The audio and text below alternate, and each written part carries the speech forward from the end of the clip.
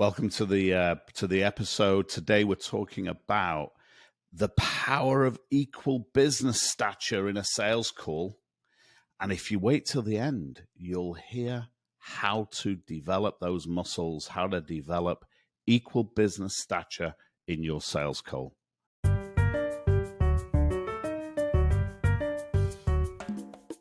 Hey everyone, welcome to the It Shouldn't Happen to Us podcast, where your wannabe sales gurus come at you from the heart of Miami with tales of woe from the field. This is Carlos and Sophia, and we're building sales and sales teams just like you guys are, and we get the struggle.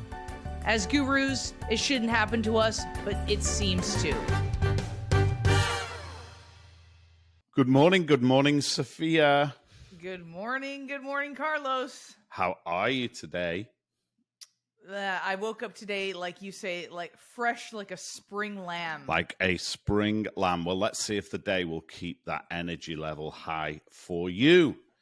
I hope so. What did we want to talk about today? I know that I wanted to talk about a concept that you and I speak often about, which is equal business stature. But did you have an addition, or should we jump in with equal business stature? Let's dive. I mean, we could do 3 episodes on equal business stature, right? So we might as well just 3 weeks. Dive right in. We could do 3 weeks on equal business stature. So 3 weeks. I'll tell you why this kind of resonated with me. There's a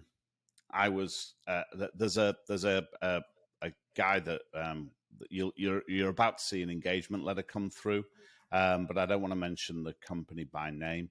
I did my normal discovery meeting and then control and contract, and followed the process, our magic process. And the guy said, the president of the company, it's not a massive company, it's like 10, 15 sales guys. But the guy said, okay, yeah, let me look at it. Let me get back to you. And I got a little sense, but I was running fast, one to another. And this was in early to mid December. And then the guy kind of went dark on me, started to ghost me a little bit. And I reflected on it towards the end of December. And I'd tried a couple of things, I'd done some of our normal stuff, sent a voicemail and sent I did a text, a voice text. And then I thought, this doesn't feel right. Just doesn't feel right. I didn't mind losing it, but I didn't want to lose it the wrong way. I don't mind losing it. What is it? I haven't got anything to lose. I've got nothing. So there's nothing to lose. You can't lose what you haven't got, right? So it isn't about, I don't mind losing, if you want to call it losing. But I didn't want to lose in the wrong way, right? So I sent a message and I said, hey, George, I'm kind of surprised that you didn't get back to me. We had a kind of a president-to-president conversation, right? That's the magic language. We had a president-to-president conversation, and I kind of would have expected a call back. Hey, whenever you get a chance, set my mind at ease. And he called me back within, 15, 20 minutes. And he said, you're right. And it really hammered home to me the power of that equal business stature. Now, many of our clients aren't presidents, so you can't use the president to president, but it demonstrates the value of that equal business stature, right? It really does underline the value of that equal business stature. And it wasn't a move, it wasn't. I mean, was my use of technology, the way I was using the technology was smart, but it wasn't a move. And it was very authentic, like not upset, but a little challenged, like got me scratching my head. This isn't how people behave with one another. This was an ethics issue. You know what? That's it. It became, in my mind, not even in my mind, like in my sort of core inside. This isn't how we deal with. This isn't how we speak with one another. This isn't the relationship that we've built up. This is unusual. This isn't resonating with me. You know what? I'm tempted to say this ain't cool. This ain't cool, and you're a cool guy, and this ain't cool. And and I tell you what, it really did restart the conversation in a very effective way. And that reminded me of the one that we spoke about on the podcast a while ago about the guy who just completely ghosted me and was being like really quite. He was being quite rude about the ghosting too. I don't know if you remember, I read you a text messages that said something like, "We'll get back to you," or something, really pushing my position in the process down. And I wish I'd had that same kind of core. And I think it was different because he wasn't a pres, he was a sales lead. So it just clicked who. Yeah. And that's a great. Okay, so for our listeners, what were you gonna say? So I was just gonna say, isn't that interesting that I felt more equal business stature with a pres than I did with someone who's legitimately at a lower business, for whatever that means, but a lower business stature. That made me stronger, the fact that I was with somebody higher, which is why I think that there are real interesting lessons here, right? Real interesting lessons for us all. Is it because the champion, it's your champion, and with the champion, you're trying to dance a little bit because they're the person that can take you higher up on the totem pole? So it makes no sense, really, even saying it. But I could see that same thing happening to me and probably a lot of our listeners who aren't presidents, but maybe you're more gutsy with a president than you are a champion. And it's a weird psychological illusion. I wonder how much of it is about guts. And I wonder how much of it comes from, is born out of the kind of week you've had, right? I can't remember last quarter what was going on when I was dealing with that guy up in West Palm Beach. I honestly can't remember. You know, did I have a couple of deals drop out my pipeline that day? Was my pipeline feeling a little wishy-washy, a little porridge thin? Was it a buddy too? Was it a buddy? No, it wasn't. But it was the guy where we'd had such a good bonding discovery, like, you know, brother from another mother type of discovery, that I felt it was but you called it a budding romance. It felt like romance was blooming. And so was that a feature? That could have been all of it's nonsense, by the way. All of it is just completely born in my mind. You know, it's born in, it's a complete, it's irrelevant, all of it. So this president that you said, you know, president to president conversation. Yeah. Was there as much of a budding romance? And did that maybe help you be more steely because there wasn't so much warmth there? Where maybe you didn't know the guy from a load of hay, so you have more guts to sort of say, hey, yeah, that's not cool. Maybe, and that's maybe another interesting lesson. Do we overplay the bonding card? You know, do we overbond? I don't. Or rather, so it's not about overbonding, right? It's about, we've got to be, as we're falling in love together, we've got to be careful that we ain't falling in love too hard on our side. It's so weird, Carlos. Like, right? This is a There's dating advice here. There's dating advice here too. There's dating advice in every single one of our episodes. If you listen long enough, you might find this is a dating podcast. It is. We should do that. Actually, that'd be wrong. It's so weird. What comes to mind for me is when I was performing improv on a regular basis, the best shows I would do were ones where I did not invite friends, family, or a significant other. When there was just pure strangers in the audience, I would just play the most odd characters. I would just go for it, and I didn't care. I just let loose up there. But when I invite people I knew, or if I noticed someone I knew in the audience, I would felt inhibited. I felt more guarded. I don't know. I don't know. Yeah, That's really interesting. I spent the weekend up in Tampa with Sebastian at a soccer tournament. And in one of the games, I saw Willie's dad. Willie's one of the guys in Sebi's team. I saw him kind of hidden around the corner. And he's a French fella. He's a nice fella. And I went over and said, what are you doing around here? And he said, Willie's told me, he obviously said it in a thick French accent, Willie's told me that he plays better when he can't see me. I could see that. I can believe that. Whereas I'm on the touchline screaming for Sebi to, get the ball. Yeah. But so, no, you're right. I say we, it's terrible. I know I can sometimes, in my pursuit of that budding romance, maybe I fall sometimes in love and I shouldn't. Number one. Number two, you got to have that. I believe I've got to bring that. Conviction, guts.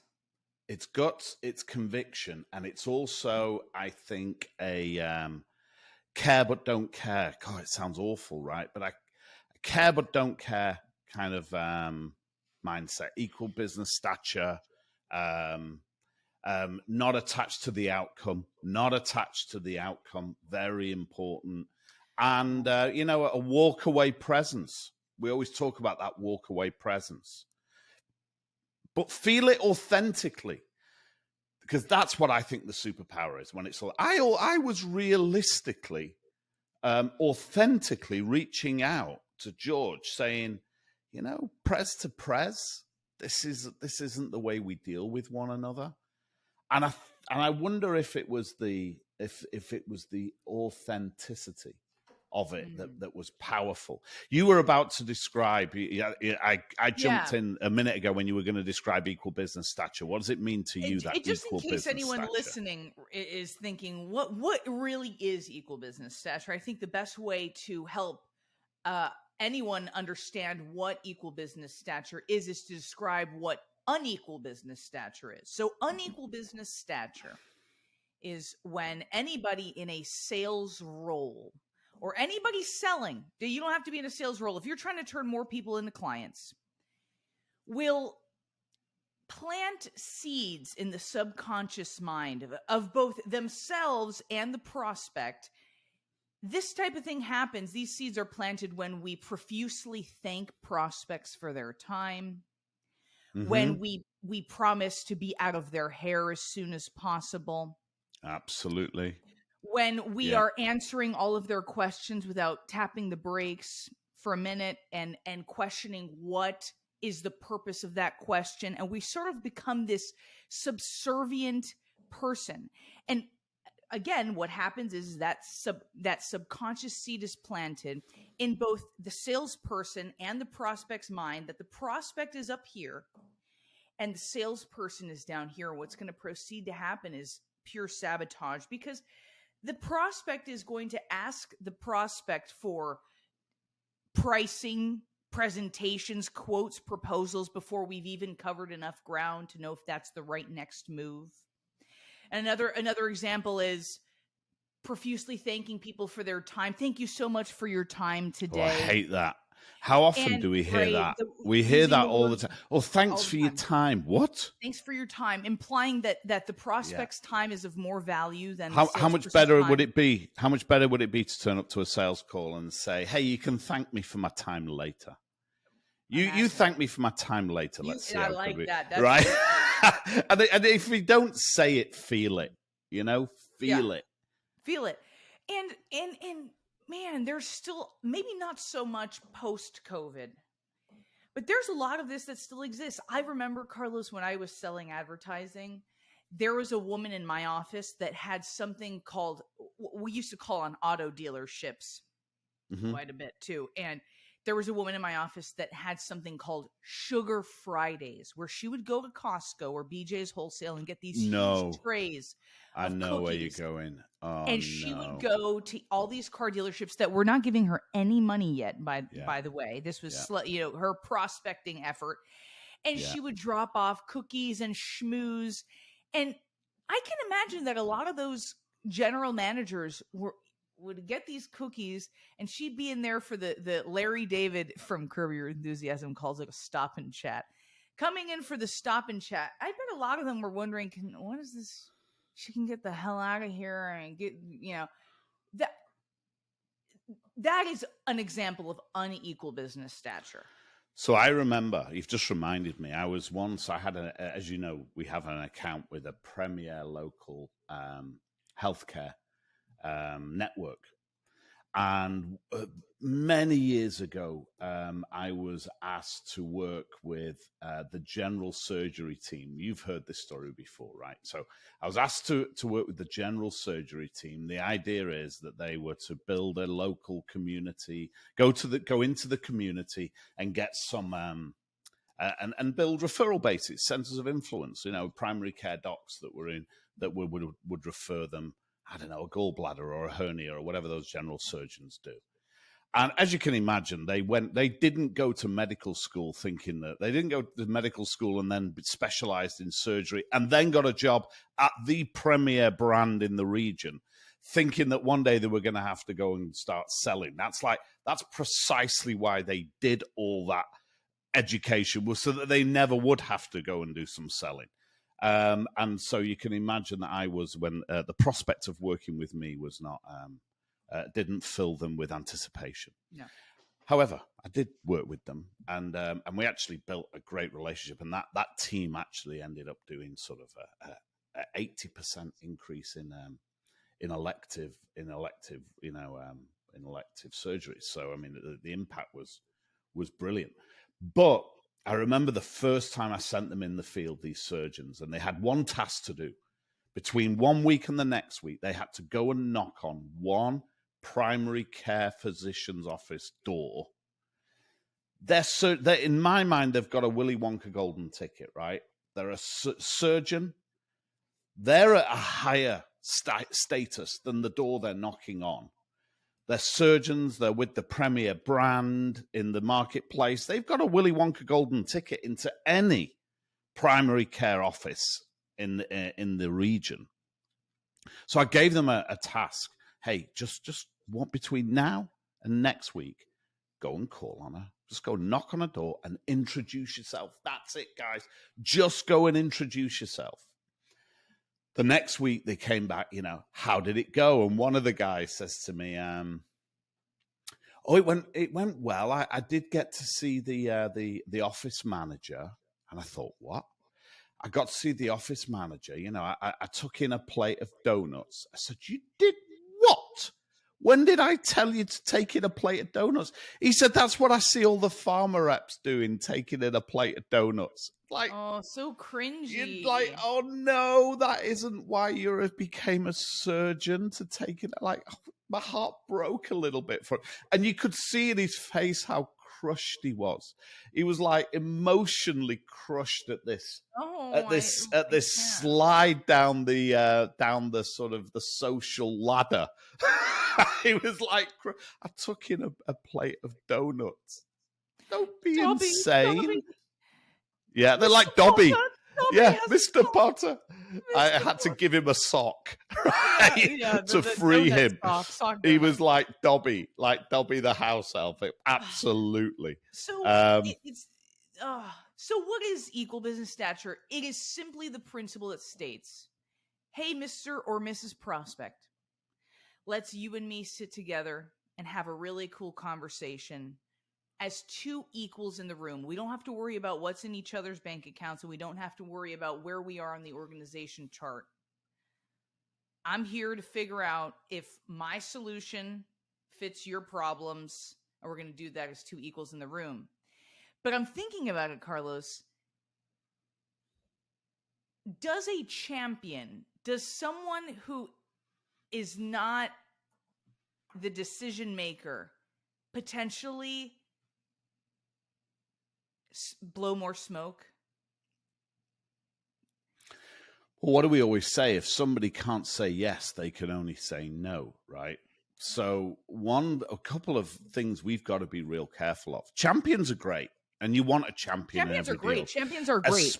Especially with a complex sales cycle, Absolutely. right? In fact, I'd go as far as to say, and this is provocative, that in a complex sales cycle where you've got a complex buying, you are sort of trying to operate within a complex buying system.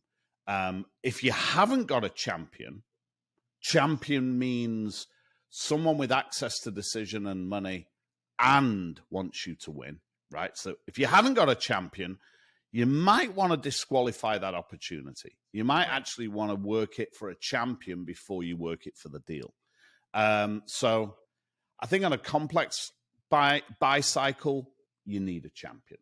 There are plenty of transactions Absolutely that don't need a champion, for sure. Now, does a champion blow more smoke? I don't know. I think what we have to be careful of is not selling we sell the champion. Here's the way I think of it. We sell the champion to the point that the champion decides that they are our champion. That's the decision that the champion makes. And when that decision's made, now we've got to sell the deal, but to someone else. So we've got to be very mindful that we're selling the right thing to the right person. It's interesting, this whole idea of equal business stature. As you know, I do a lot of my clients, I don't know why, but I have this unusual mix of clients that sell to uber high net worth individuals, right? With my yachts and my private aviation. And I've just got a particular mix of clientele that sell to uber high net worths. And they'll often come to me, these sales guys, and say, wait a minute, I get all your equal business stature stuff, Carlos. I get it. But I'm dealing with billionaires. They don't see anyone as equal. And do you know what? To a certain extent, it's conveniently true. It's conveniently true. But it isn't absolutely true because it's situational, right? Because that billionaire isn't feeling superior in his oncologist's office. Situationally, the oncologist has got seniority in the oncologist office. Situationally, there are many. The plumber comes round. If the plumber knows what he's doing, if the plumber's there and they're ankle deep in water, the plumber's got equal business stature at that moment, situationally. And I believe that, I don't care who you are, if you're listening to this, if you're watching this, whatever you sell, in the situation of your sales call, you got equal business stature. And by the way, you're being kind, taking only equal business stature rather than, what you really are is situationally the master of this. And so I think it's conveniently true that that there are some people where you don't have That's equal brilliant. business stature. That is really brilliant. Yeah. So when you walk into a sales call, right? Sophia, you walk in. I don't know. It's a bank. Let's imagine you walk in and you're talking to the CEO of a bank. You're speaking to Mark or a guy like that, right? CEO of a bank. This guy is in the community and in the business world, this guy's a big shot. To me, this guy's surrounded. But exactly. And in the situation of how to build sales skills and change sales behaviors, in that situation, in talking about how to structure an assignment like that, paying money decision, all those qualification, in the situation of the sales call, you got more stature than they've got. I don't care who it is. I don't care if you sat there talking to, a president or whatever of a bank. You have way more situational business stature. And so let's not exploit it, but let's make sure that we're not exploited. What do you think?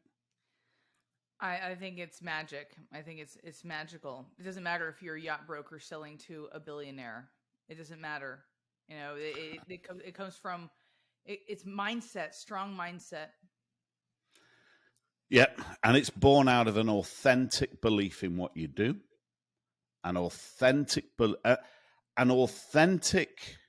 and verifiable objective to help somebody, rather than, you know, how many sales gurus are out there? Close the deal, arm wrestle, make the call, make the dial. We've seen them. You just go on the internet and you'll see dozens of them. You know, close that deal, get that money.